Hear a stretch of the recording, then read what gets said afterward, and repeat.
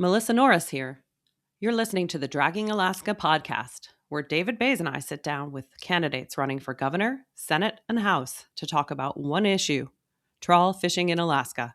It's one of the most talked about topics in this year's elections, and our goal is simple: help Alaskans understand where each candidate stands and what they plan to do about it.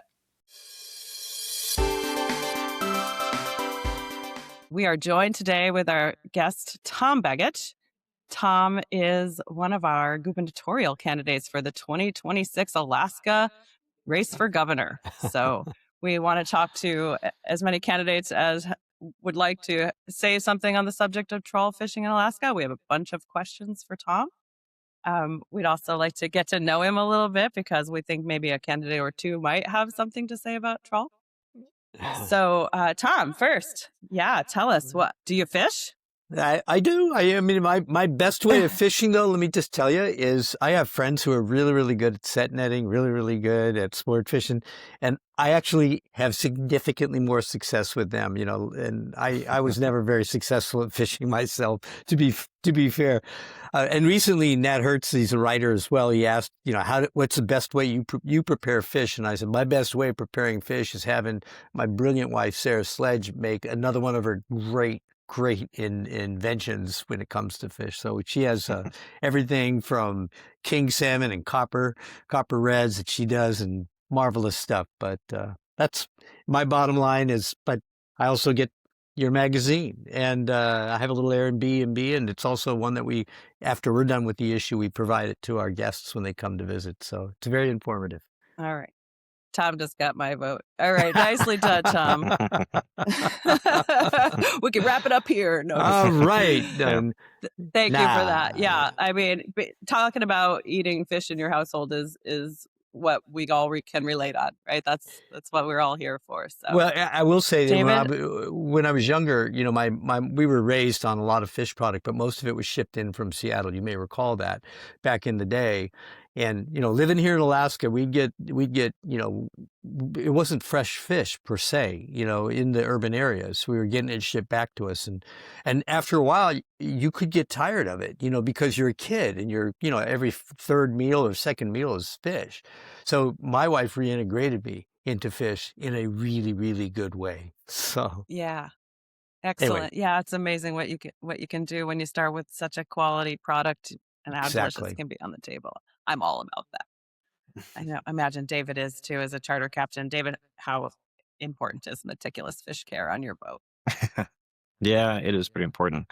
I get tired of fish too a little bit though, because we try and force it in, but though less and less so. I was just complaining that we didn't have any king salmon this winter, and the charter boats, the guides can't keep halibut when we have customers on board anymore. So if we want to catch halibut for ourselves, we have to make a separate trip. So that's been a huge difference over the last 20 years for me. So. Wow. Yeah.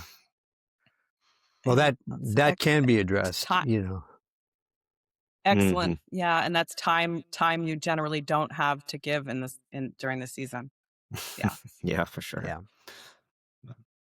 So, should we get started with our list of questions for Tom? We understand if you don't have every answer ready for us, as future governor, but we appreciate that you're here and you're having this dialogue, because so much of what's important here is that you're talking to folks like David, myself, and many others that are, boots on the ground here. We know these fisheries, and, and that you're getting our feedback, because that's critical to making improvements where we're at today.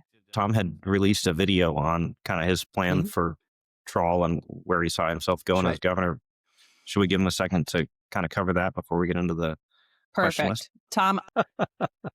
Well, first, I am from time to time going to say the phrase "I don't know," because when I don't know, I am okay admitting that, because I know that there are people out there that can give me the kind of advice I'm going to need to be able to make good fish policy for the state of Alaska. I have some ideas, but those ideas are generated already from a lot of people in your field that have given me those ideas. So let me give you an example. David has mentioned that I put a few videos out, and those videos really were my way of answering a number of questions, like what is the role of the governor when it comes to fisheries, in particular around trawling? What are some of the things we can expect when it comes to, the trawling industry, and then some of my responses to that. And so I'll just, and I know you have questions as well, but I'll just start out by saying the governor does have a role, obviously, in fisheries, and it's a significant role. It's not only appointing the commissioner of fish and game, which is important, or at least designating the commissioner designee for fish and game. The boards effectively have the power of appointment, but it's the governor's ability to appoint the boards of fish and game matters. In particular, for this conversation, the Board of Fish. It's a direct power that the governor has that is subject to legislative approval, but is absolutely a way you can impact fish policy in the state of Alaska.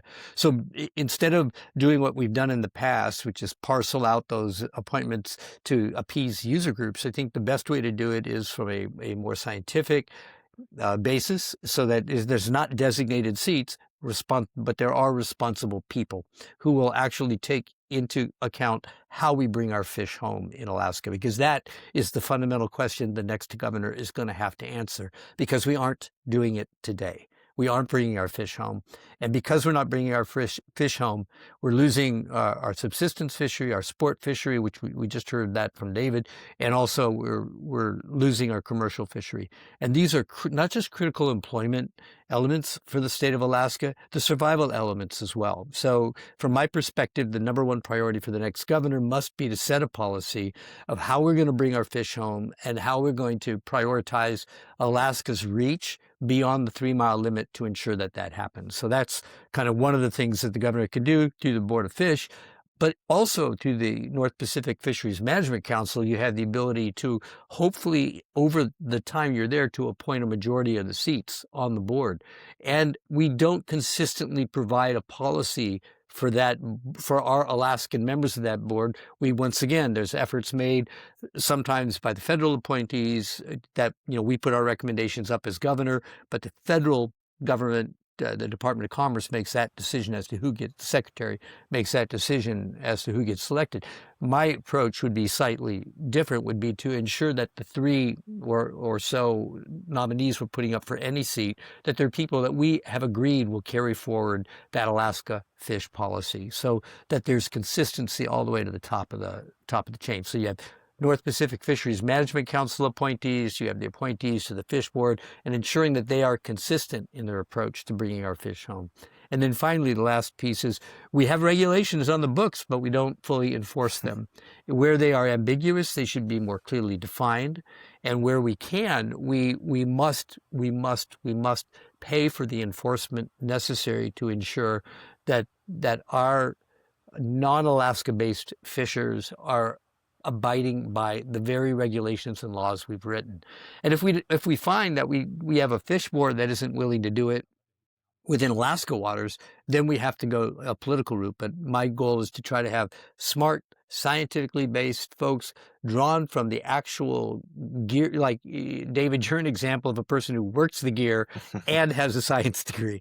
These are the kinds of things we have to bring together on the boards if we're going to make a difference in actually affecting fish policy in a meaningful way. So that's just a starting point for this conversation. I want to get into how I believe that, in particular, the out of Alaska waters and the federal waters bycatch by the trawl fleet is absolutely unsustainable and cannot continue, and how we can address that. I'll answer that later on in this broadcast, I'm sure, but also looking at beyond just looking at that bycatch, also looking at where we still have trawling in Alaska waters, Prince William Sound and Kodiak and other areas, and where that trawling is damaging habitat, even though it may be midwater, damaging habitat, damaging our fisheries. And then finally, also addressing in particular the halibut fishery and the halibut nurseries and the recommendations that have for so long gone unrecognized by the North Pacific Fisheries Management Council on how trawling is still allowed in halibut nurseries. These are all unsustainable practices by the trawl industry, and they must be ended. All right. That's You got that's a Melissa's pretty vote big again. start. Yeah. I nodded Yeah. the whole time, Todd. Yeah. I was, Yeah, yes, I'm looking at the agree, camera, and agree. I didn't notice that, but I'm pleased I'm pleased. Look, I've been getting good advice when it comes to fishery policy from people who actually care. And I think you can get political advice from people who are involved in politics, or you can get advice from those who are actually involved in the industry or the area itself, whether it's energy policy or health policy. When it comes to fishery policy, if you're not going to people who are actually in the gear, then I'm not sure what you're doing. So that's where the advice has to come from. All right. Yeah, I think there's Dig been that. kind of this overreaching issue on the NPFMC where we have a majority of the reps currently on there from all states combined um, are pro trawl essentially, but I don't think any of them have ever worked on a trawl boat, and definitely not as their main source of income. So we have like vice president of a lobby the group that represents the COO of a trawl group, but when they're making decisions, they're looking at spreadsheet A needs to match up with spreadsheet B because otherwise their employer risks going out of business. And there's this big question of can somebody stay employed by their trawl vested corporation if they vote to reduce trawl, or if they say that the midwater nets can't be on bottom. And they, on one hand, they'll give you, this rhetoric. If that doesn't matter, they aren't influenced by that. But reality tells us that if you're voting against your employer, there's going to be trouble at home, essentially. So, Well, you underscore a point, David, which is that in my choices, I'm not going to pick people who are directly involved in the trawl industry because they're going to be, in particular, lobbyists ought not to be appointed to these boards. They don't have the expertise. In state policy, we are appointing political people to the permanent fund board, for example, and that is our future.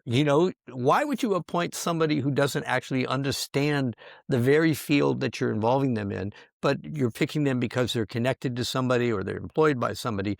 What you want are people who actually have their fingers in the work and can understand the work. And then you value add that by ensuring that they have some level in terms of our resource industries of scientific knowledge, because those two things, or even in the case of like the Board of Game, ensuring that there's some indigenous knowledge as well, because these combinations really do make a difference in setting good policy that in terms of the fisheries, ensures we're bringing our fish home, that we're doing so in a manner that ensures that Alaskans are benefiting from the fishery, and that we're also looking at long-term sustainability of the fishery. Because believe me when I say, if you overfish pollock, you're overfishing with and you have high bycatch limits. You're not just destroying the salmon industry and the halibut industry. You're actually also destroying the pollock industry. And you have to be thinking about what is the long-term sustainable plan here, because that's not sustainable. Yeah, I think they've kind of dug themselves into this interesting hole where so fisheries worldwide had kind of 30 years ago, they agreed to look at like this ITQ and IFQ system where the fishermen had ownership essentially of the resource. And the goal from that was that if they owned it, they were meaningful stakeholders, that they would always want to preserve their own fishery. So they would know when to cut back, they'd know when to fish harder, they'd know when to close down an area. And that conceptually had a lot of merit. But when it came down to it, it also gave this assumed assurance that, well, now since we own X amount of this pollock fishery, we can take out a loan on a $100 million trawler because we're feeling like we're guaranteed we can always fish. But then once you have that loan looming over you, if the opportunity comes up to like, hey, maybe we need to cut back our pollock take this year, financially, they just can't. And so it's really been this loophole that nobody expected of. Now there's significant investment, but there's so much investment that they can't cut back and act reasonably anymore. So then we see that all across the world.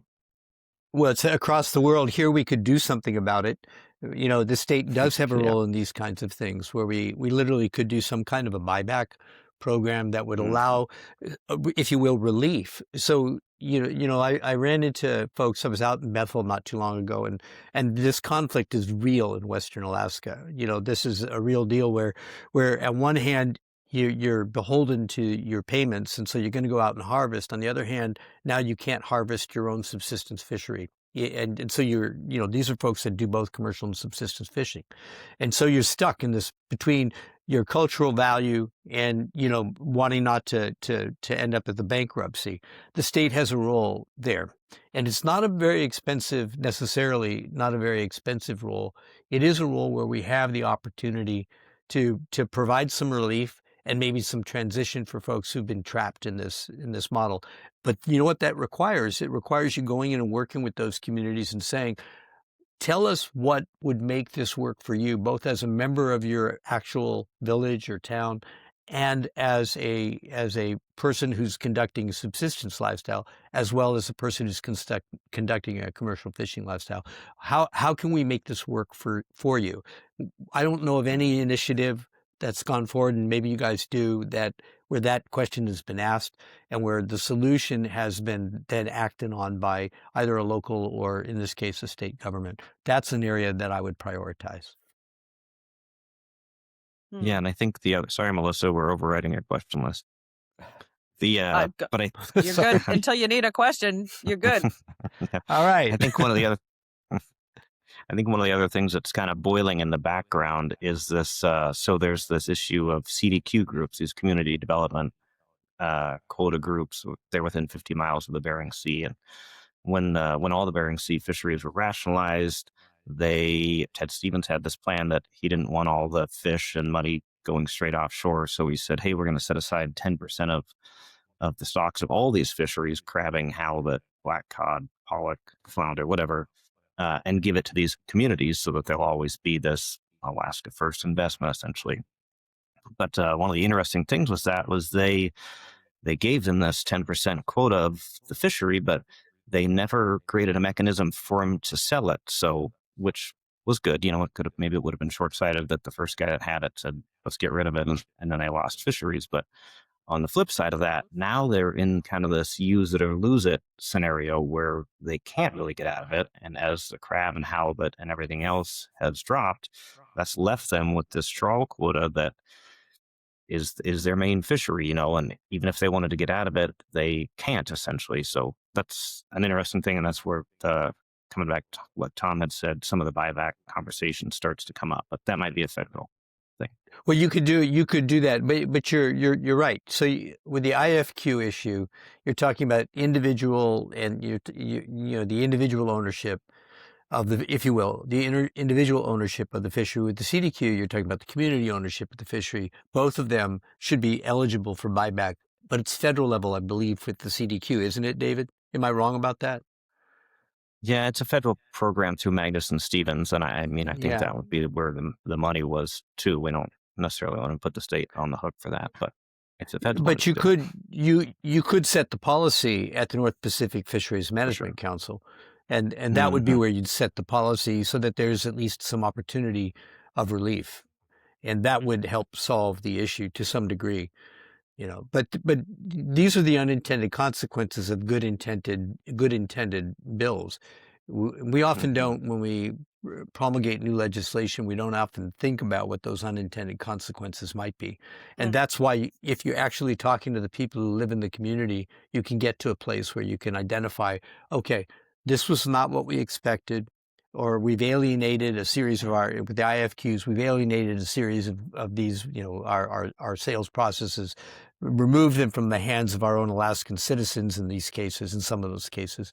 Or in the case of the CDQ, we didn't expect this to be the result. What can we do to resolve that now? And I don't know what fundamentally the answer is to make it work better, but that answer comes from actually talking to people and actually listening to what they have to say. Yeah, totally agree. Okay.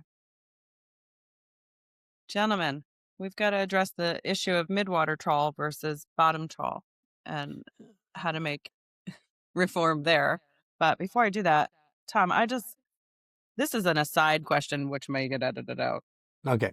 Because a lot of Alaskans are going to be like, why didn't they ask this? So we have to ask it. Like, do you want to see an outright ban on trawl, both state and federal waters in Alaska? I absolutely want to see an outright ban on trawl in Alaska waters. If I could, I would want an outright ban on federal waters as well, but we can't control that. We can at least push toward that. At the very least, we have to absolutely significantly reduce that bycatch. You know, you've got bycatch limits that exceed subsistence harvests right now. And that's a level of absurdity that's hard for me to understand. You know, it just, since you brought it up, let me go a little further on this. I, I find it absolutely backwards that we would put the burden on those, whether it's the subsistence sport fishing or commercial fisheries, the ones who have the least amount of money in this process, are the least wealthy in this process, have to suffer the burden. They're least responsible for the reduction in these stocks, and yet they're the ones who pay the price. How is that even remotely right? And here's the challenge I'd put out to the trawl industry. If you actually care about Alaska's fisheries, and I have evidence to show that they may not, you know, where they say it's not their fishery over, you know, once it's outside of state waters. But if you actually care about Alaska's fishery, why aren't you bearing the burden of the cost it's putting on actual Alaskans? And I'm going to argue to you they have not been able to answer that question. And so my issue as part of my fish policy will be to ensure that if they want to continue to do business, not just in the state of Alaska waters, you know, which they don't do now, mid-water trawling is the extent of that now, supposedly. But if they want to continue doing business, they better have a business model that's sustainable. And I don't see it. So right now, if I had my druthers, I'd say let's obviously ban it in Alaska waters, but beyond that, in our national waters as well. We cannot control international waters. You know that, Melissa. It's an issue, but that we've fought. Ted Stevens fought it for decades and decades.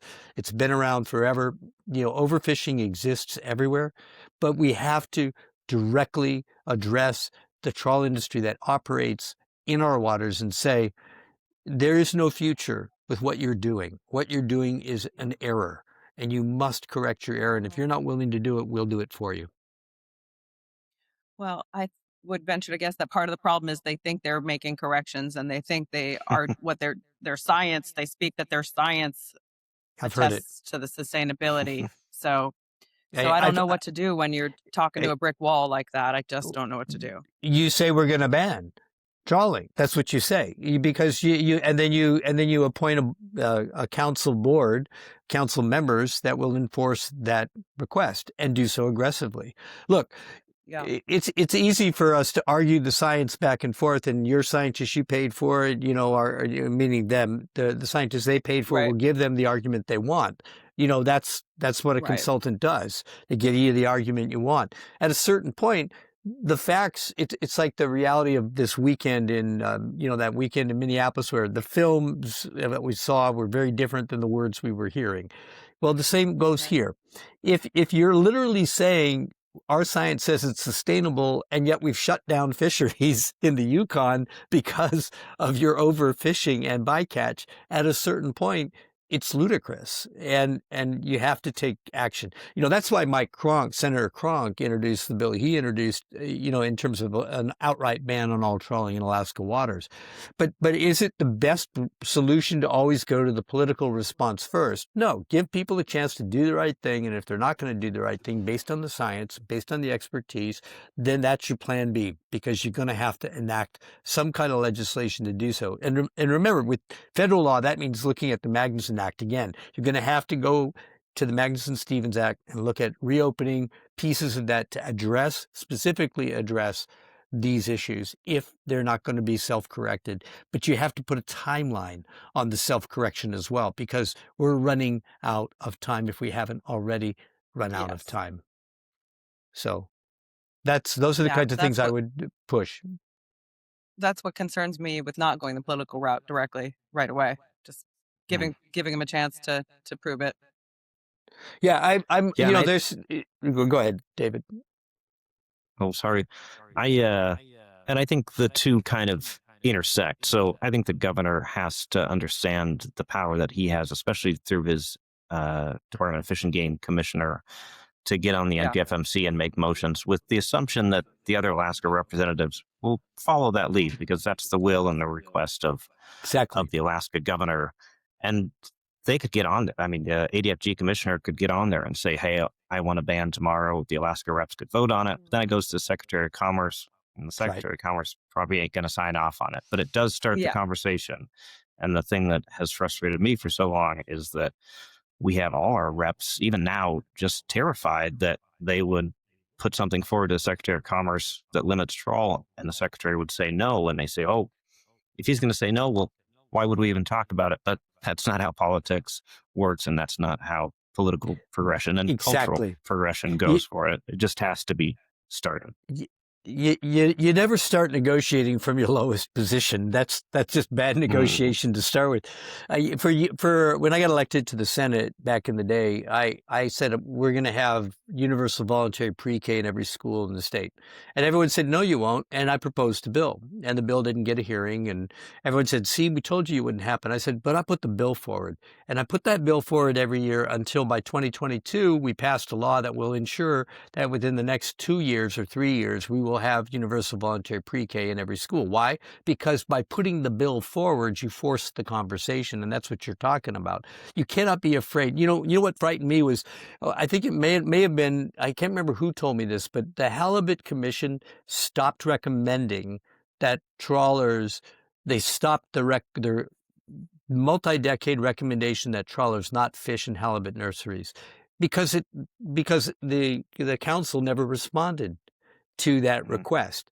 Well, that's the worst thing you can do, because now you've taken it off the table. You must keep it on the table and hope that with new appointees, with an aggressive governor, that you're going to actually get to the point of acting it out. And that would be my intent. So I would hope that the commission would, if they in fact haven't made that recommendation again, that they would make that recommendation again, so we could force that action on the North Pacific Fisheries Management Council. That's an example, going right to your point. Yeah, for sure. And maybe just a sidebar for listeners if they aren't familiar with it. So the halibut on the entire west coast in Alaska move out to deep water, they spawn, and then the currents naturally carry those fertilized eggs and larvae up to the Bering Sea. They have these, what they call the designated halibut nursery areas. That's where they grow. And then as they grow, the halibut which start there in the Bering Sea, then they rotate clockwise. So they go south and east. And so the ones that start in the Bering Sea are the ones which end up repopulating Kodiak, Cook Inlet, Southeast Alaska, Canada, all the way down to Washington. And so we'll run into these issues with trawl in the Bering Sea where they're in these nurseries and they say, well, those are Bering Sea fish, but that's not the reality. They're starting there, but that impacts the entire West Coast coastline. And so last year they had about 4 million pounds of halibut bycatch statewide, and those average about 5 pounds per fish. So you're talking, I think, about 850,000 individual halibut, which is pretty close to the number of individual halibut that all other fleets combined catch in a year. So it's a massive impact. And it's bycatch. Mm-hmm. It's an accepted bycatch, and I just, we do nothing to significantly penalize overfishing. It's like the old rule, hey man, I'll apologize after the fact for exceeding my limits. Oopsie. That is really the wrong approach. Preventative, in everything I do in my other world of substance use prevention and, education is all about preventing things from happening in the first place. And so that is where our policy should be reflected at the front end. And where you still maintain some kind of a bycatch limit, there must be significant monitoring. There must be significant presence, and it must be monitored not haphazardly, but on a regular basis. And you know what? That costs money, and that's money that's worth investing if you're actually going to retain the fishery. If you don't invest, you won't retain. That's the bottom line with that. So, I think as far as go ahead, David.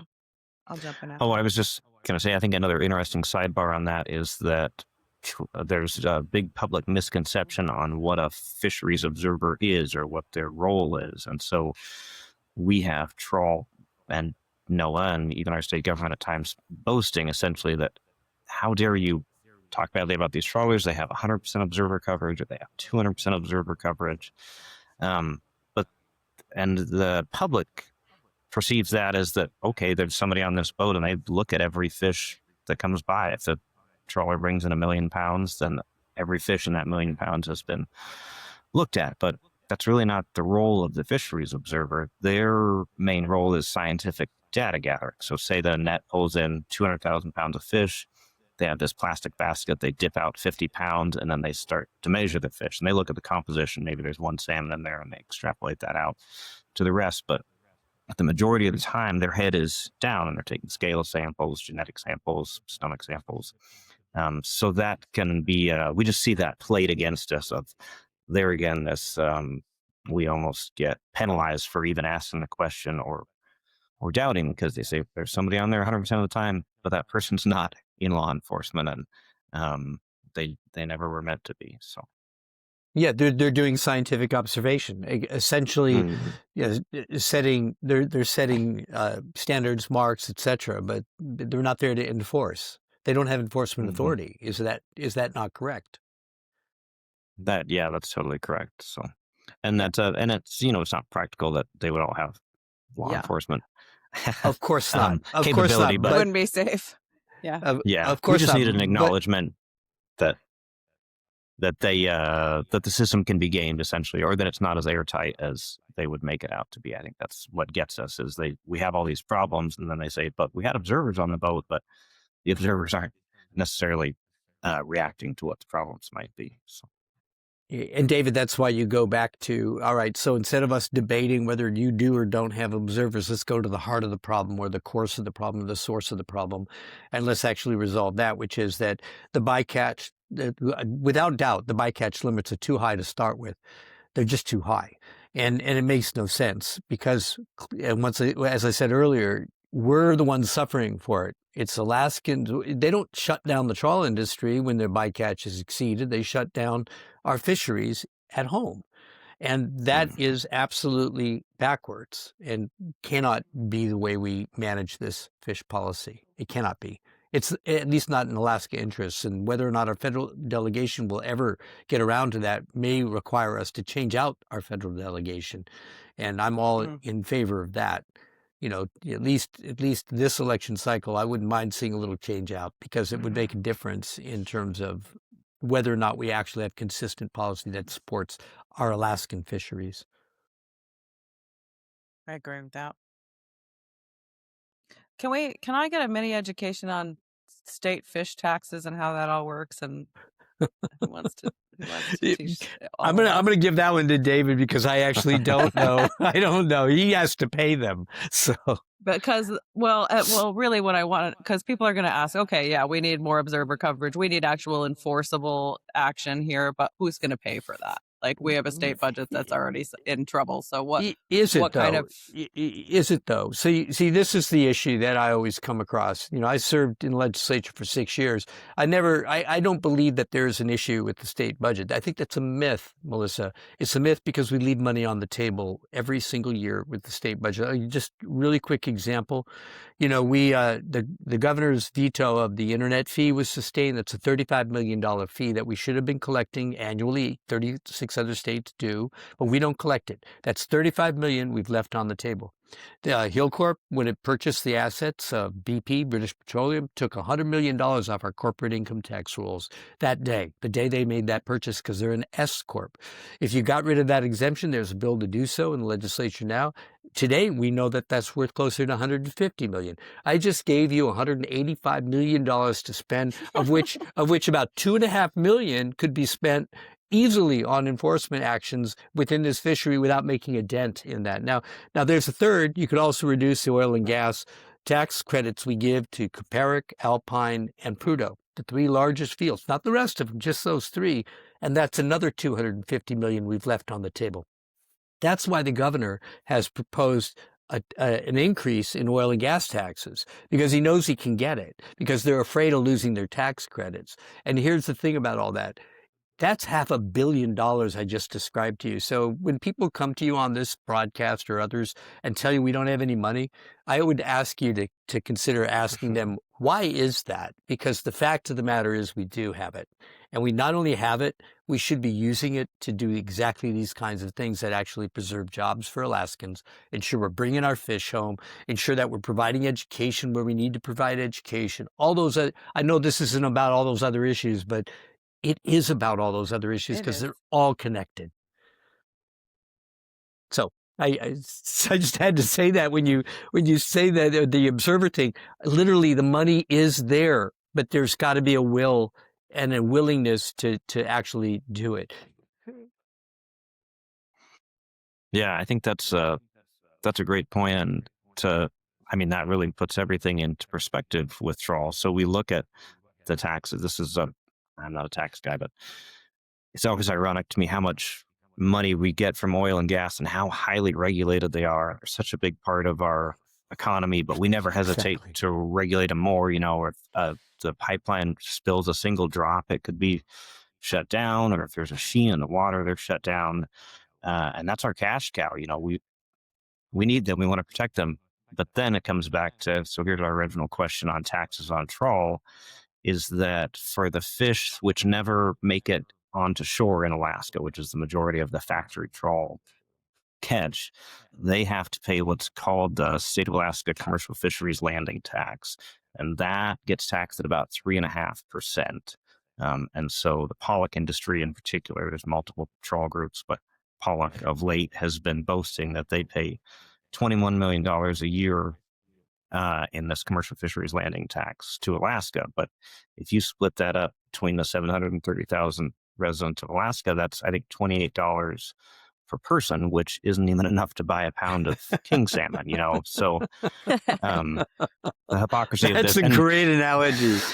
Yeah. Should leave it to David. Yeah. Yeah. Well, And it's less than the internet fee, it's less than the internet fee. So just think about that, Yeah. Yeah. Yeah. And on those Wow. same flyers, they'll boast that pollock is a $2.5 billion industry. So then you start to look at these two numbers: is that these mostly Seattle-based corporations make $2.5 billion a year, but the state of Alaska gets 21 million out of it, and we take all the risk. And our fishermen are the ones being shut down, and so that's where it gets crazy. And that has always seemed so weird to me to have this Republican leadership right now.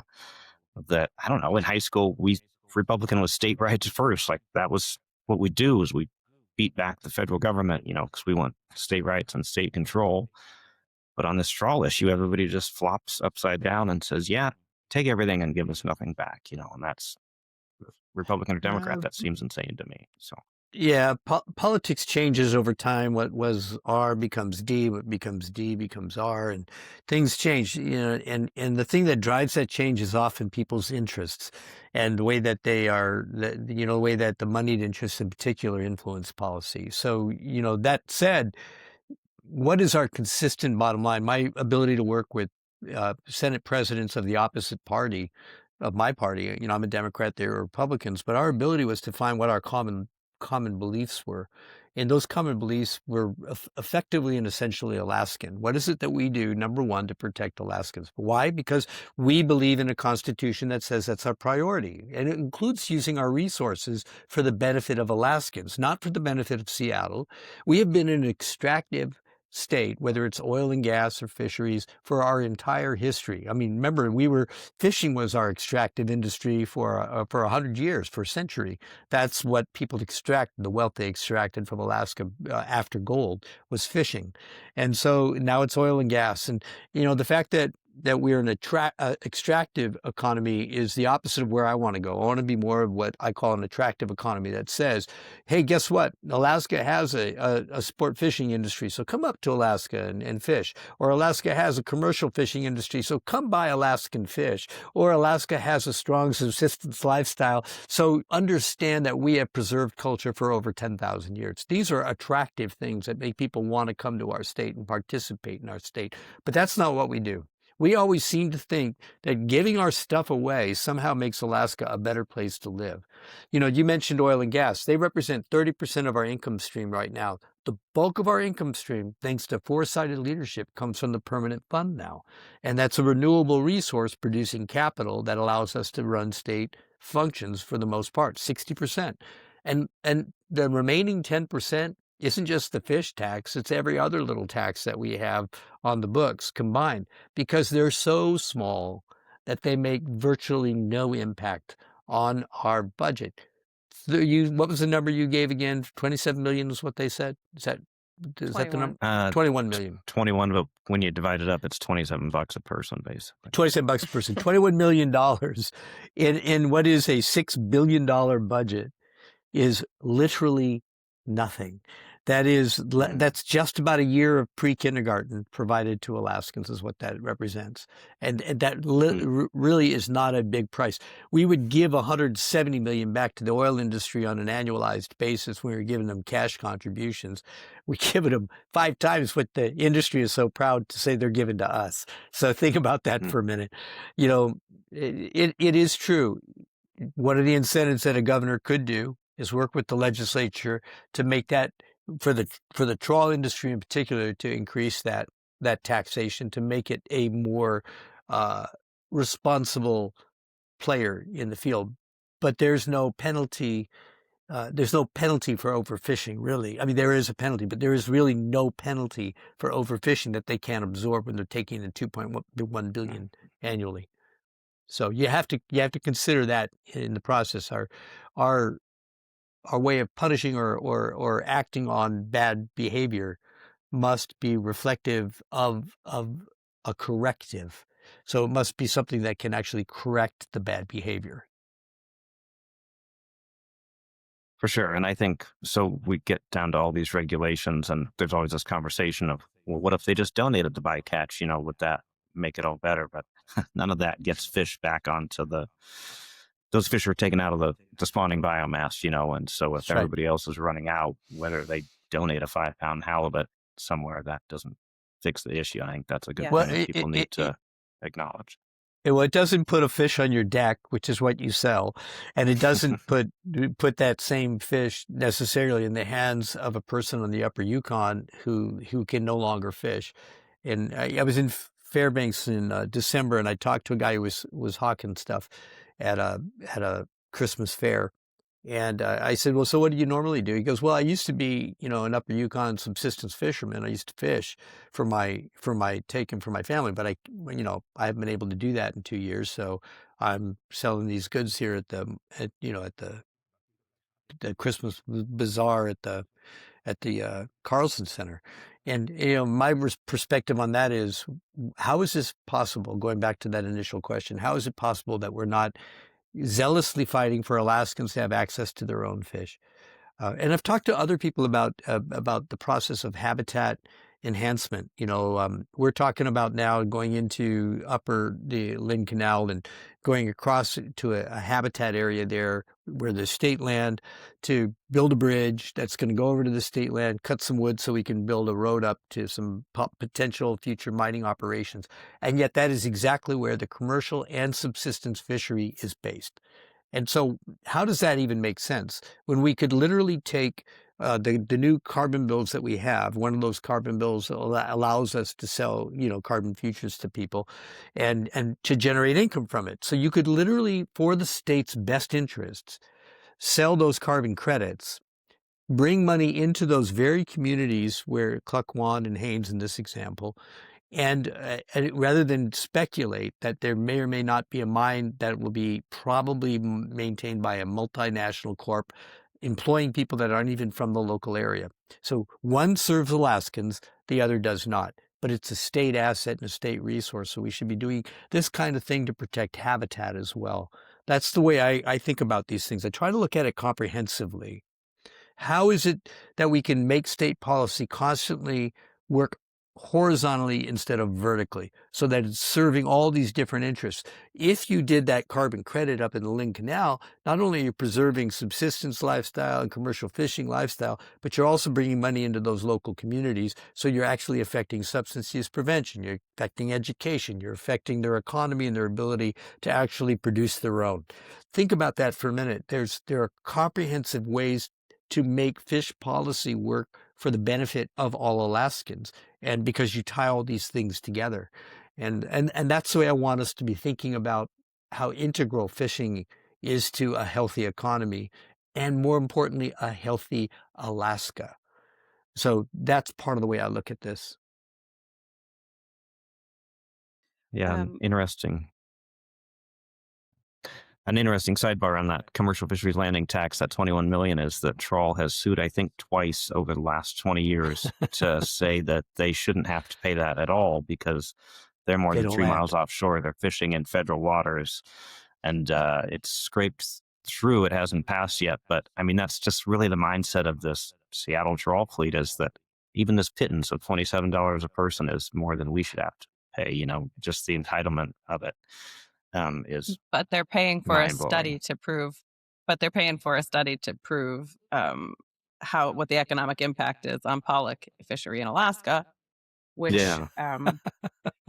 one argument that folks might make from the commercial side is, well, we rely on these big industrial processors because they buy our fish too.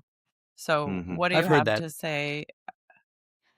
What do you have to say I put some of my own ideas in the line of questioning about state-owned processing and how that could present jobs. What do you think of that? Well, I want to make sure that if we do state-owned processing, we don't make the same mistake Ada made many years ago when they built that fish processing plant right here in my hometown and then eventually sold it for $1 to a church, which is what happened to that multi-million-dollar project. So I actually think Yeah. the state does have a role.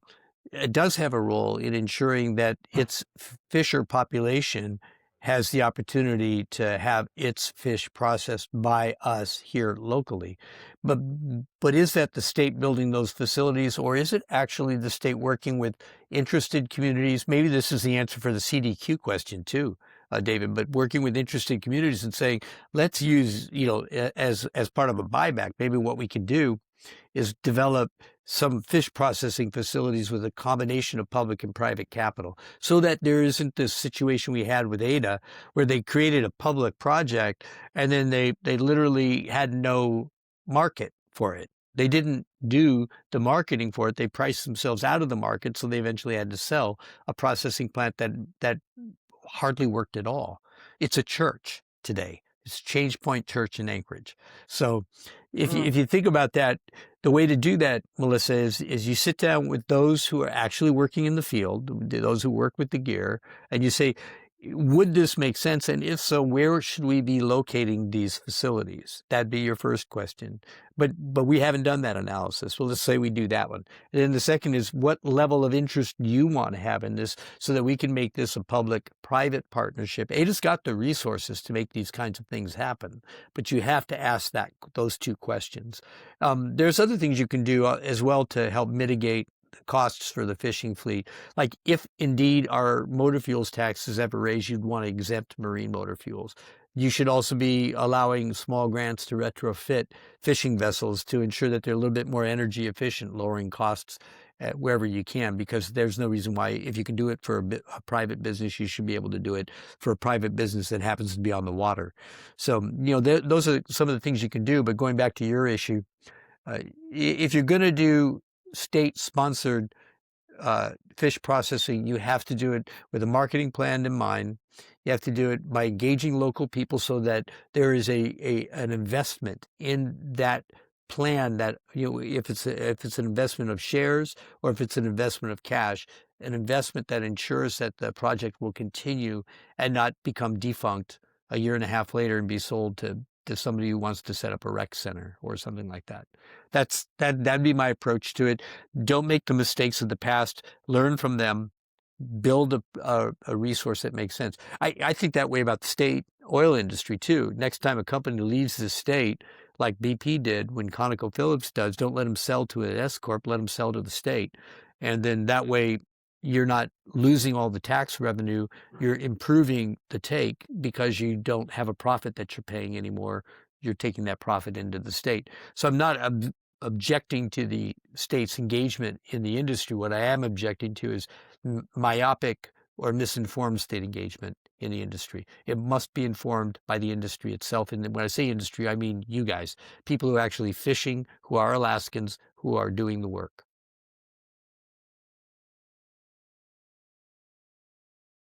So will you sit on that council, I think Melissa? I'd be interested. Yeah, I want to have a say at the table. Yeah. But I think that let's that have comes that to the conversation. commercial. Yeah, I think I was more alluding to commercial fish processing, obviously, like Of course. Yeah. And so that's for what you'd sport. be. It's just Yeah, but you could do it with commercial, and people should be sitting at the table who have an understanding that fish processing is something. If we are going to have a role in it, a direct role in it, we should do so in a manner that makes sense. But if I don't have people sitting at the table helping design that, who actually do fishing, and frankly, it could be sport fishing as well. But ideally, commercial fishers, then why would you even go forward with the project? Having a bunch of Anchorage-based bureaucrats write up a plan is going to get you another. That's going to get you another $1 church.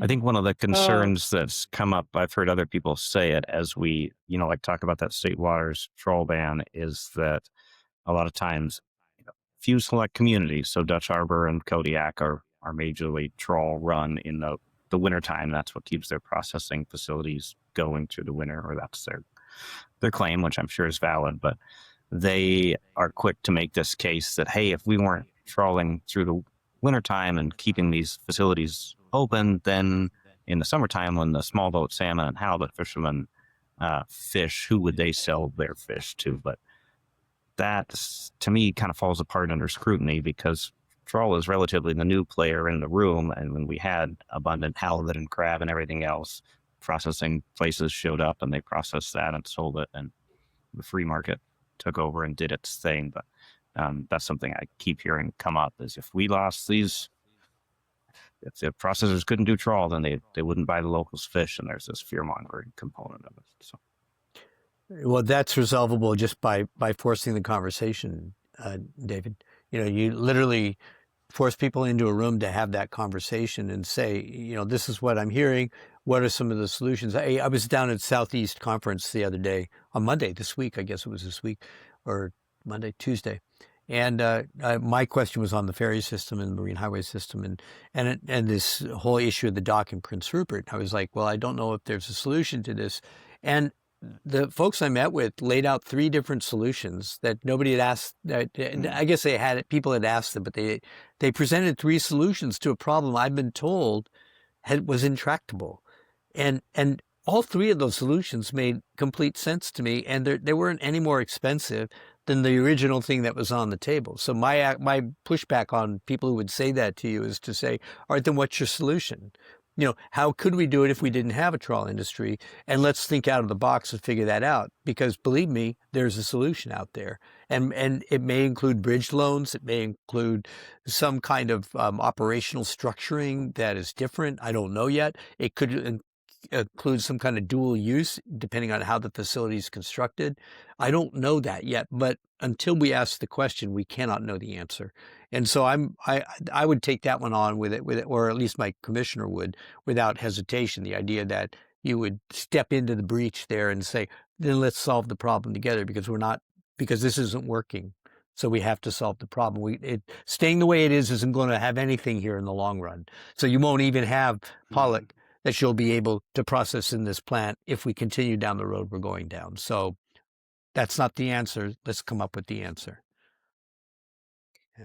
I think we just have a few more minutes of Tom left. He's got to run here. But so, Tom, do you have somebody in mind yet for your ADF&G commissioner? I don't. And part of the reason why is it's premature. I got to get through a primary and I got to get through a Right. general. But I can assure you this, that I'm going to be reaching out to people who are actually Alaskans, who actually fish in our communities, who work the gear, whether it's as commercial fishing, whether they're sport fishing, or whether they're subsistence fishing. I'm going to look for their advice in picking a commissioner who's going to be fair and reasonable across the board. You cannot have one interest over another in this process. It must be somebody who understands that science-based fish policy, a consistent plan from the state of Alaska, consistent enforcement of regulation, and consistent enforcement of monitoring are the necessary components for the fisheries portion of the Fish and Game Commissioner. They must also have the capacity to understand when and how and why we limit our game populations when we must, and how we continue to not just conserve conserve that population, but how we increase those populations, not just of game, but also of fish. We have to be working to think about what it looks like 20 years from now. So I don't know who I'd have in mind, but I was certainly open to suggestions. And if you have any, you should be sending them to me even now. All right. I love that. David? Well, I think there's one, if we're down to our last question or close to it. I think you might have said it already, but it's pretty easy for people to look at the history of, especially the Dunleavy administration now, and see that right out of the gate, he had donations of $100,000 from these people vested in trawl. Then coincidentally, their vice president made it on the NPFMC because he put that name forward. So would you, a few people have come out publicly and said that they wouldn't take trawl money, or if it was identified later on that the money had come from trawl, that they would give it back. Is that something you feel comfortable saying or doing, or what's your take on that? Absolutely. Absolutely. And I've actually told members of the trawl industry that I wouldn't take their contributions. If indeed it's pointed out to me down the road that something in our first report, our deadline is actually today is, I don't know when you're going to do this, but today is January 30th, and the deadline for our report is February 1st. So that first report will come out February 15th. If you find anybody on that list that comes out of the industry, I would encourage you to tell me, because they've then donated to me without letting me know. And I'll return those contributions, because I'm very clear about this. You know, I have gotten contributions from industries or people who represent a particular interest, but not with a commitment. For example, people who want me to, as said, I am consistent with your position on taxing oil and gas and ensuring the credits go away, have given me a lot of money. But that money is coming because of my position. It didn't influence my position. And so if somebody were doing from the trawl industry were donating to me, I would return their funding.